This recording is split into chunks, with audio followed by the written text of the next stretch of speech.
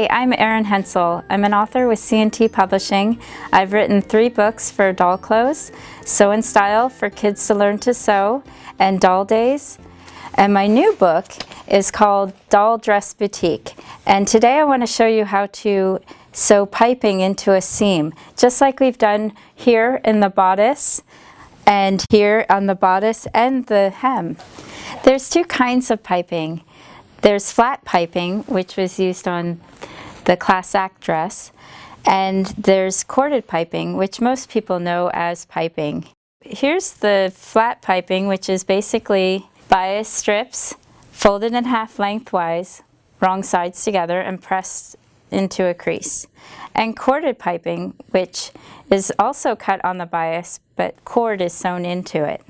Corded piping is just bias strips sewn with a cord inside. And you'll need a special presser foot in order to sew it. The special presser foot will have a groove underneath that as you sew the piping in, it will keep it straight as you sew it. If you don't have a special presser foot, a zipper foot will also work. If you'd like to make this seam less bulky, you can simply remove part of the cording. To do that, you would pin the cording on one edge so it doesn't slide, and you can take your finger and just kind of pull it a little bit and remove your seam allowance, which in our case is about 1/4 inch. Just snip it off and slide the cording back inside, and then you can sew that into a seam. The seam allowance on the piping will sometimes be wider than the seam allowance of your pattern, and therefore you need to trim off part of it. In order to do that, you need a seam gauge, and you just measure from the stitching line here to the raw edge and mark where your 1/4 inch would be.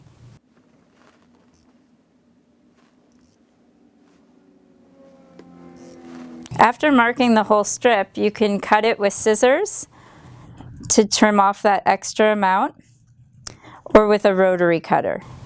And remember, it's made of fabric, so you'll need to pre-wash it just like you pre-wash fabric for your garments.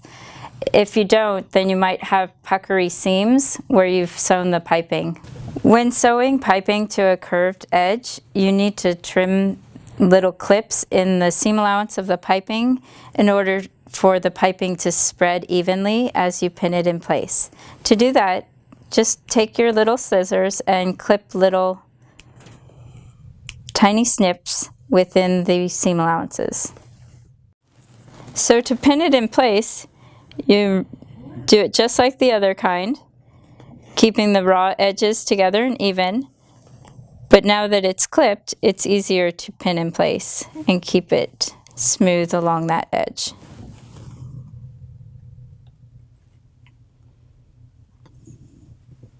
And just continue all the way down.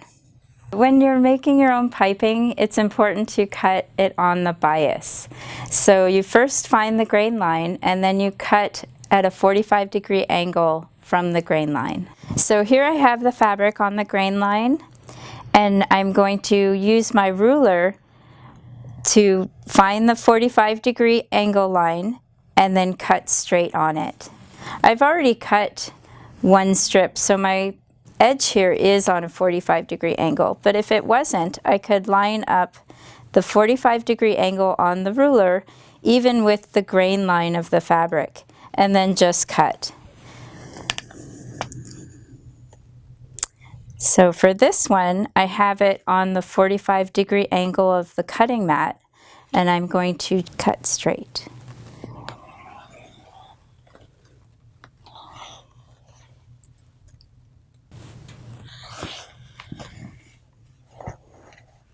And there you have your strips.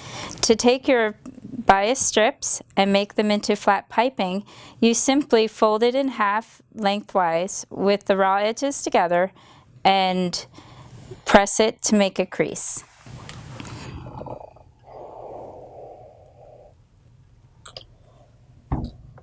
Then you can sew it into pretty much any seam. After you've cut your bias strips and pressed them lengthwise with wrong sides together, you can then pin them to the piece of fabric that you're sewing it to. So the first fabric is the contrast hem in the project that we're sewing. So I have them right sides together and all the seam allowances are up at the top. Then I can use my regular presser foot to sew 1/4 inch from the seam with a basting stitch. A basting stitch is just a long straight stitch.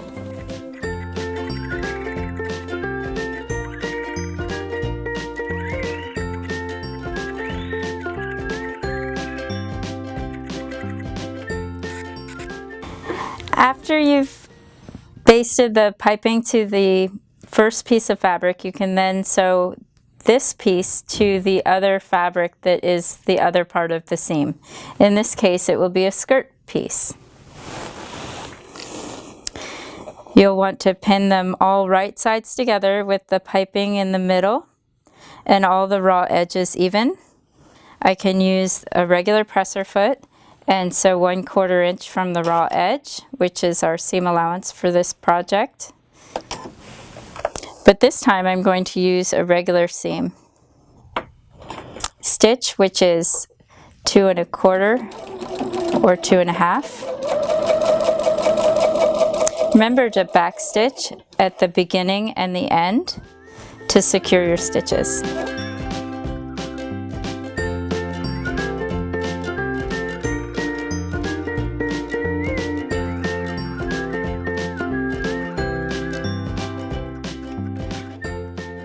In order to sew corded piping to your project, you need to have a special presser foot or a zipper foot to do that. First, we'll do it with the zipper foot.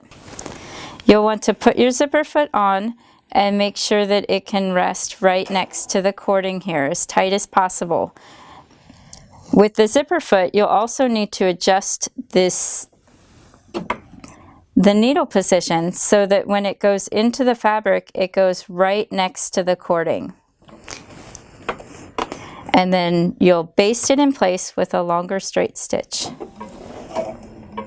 And keep the cording as close to the presser foot edge as you can.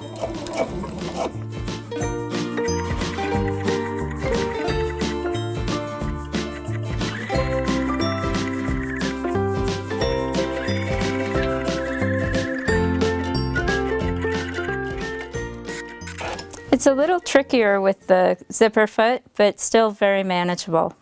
When you use a specialty presser foot, it's a little bit easier. You still pin the piping to the contrast hem with right sides together, but when you put it in, you want to find the groove in your foot by lowering the presser foot slightly, fitting it in, and then lowering it all the way.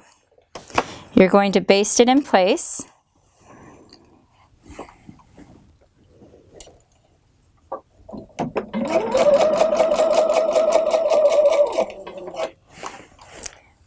And the specialty foot will keep the cording right in that groove, making it pretty effortless to sew piping to the contrast hems.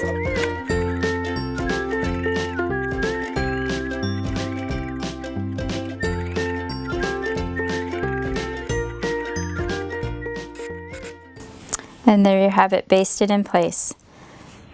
For corded piping, you want to have the contrast hem piece up so that the stitching line, the basting line that you've just sewn, is a line that you can easily follow.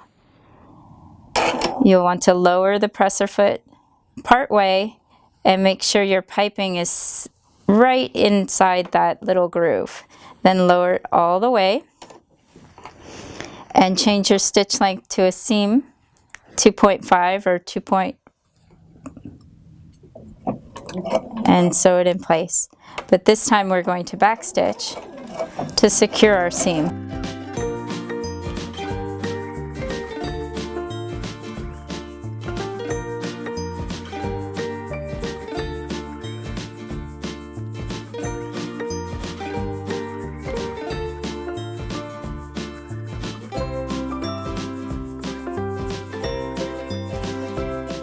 There you have your seam. After you finish sewing your seam, you can finish the seam allowances and press the seam allowances toward the skirt.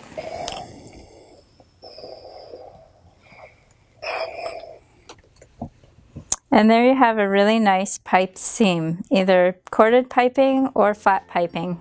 I hope you give piping a try. It's a really simple technique that adds a lot of pizzazz to the design.